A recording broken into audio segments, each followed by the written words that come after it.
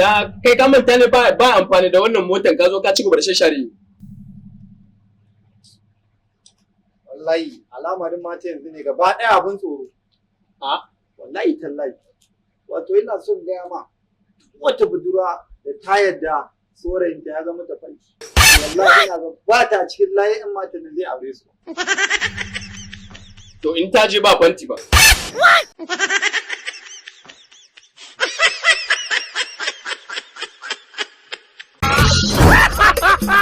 Ku danna subscribe da kuma ƙararrawar sanarwa domin samun sababbin comedies ɗinmu ba tare da an cire muku ko kobo a cikin wayarku ba.